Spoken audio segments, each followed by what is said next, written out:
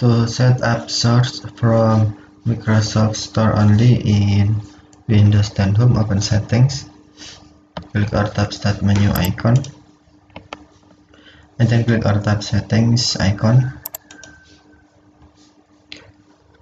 Select Apps, and then select Apps and Features. Choose where to get apps, tap drop down menu, and then select the Microsoft Store only recommended. If you select the Microsoft Store only, installing apps only from Microsoft Store helps protect your device.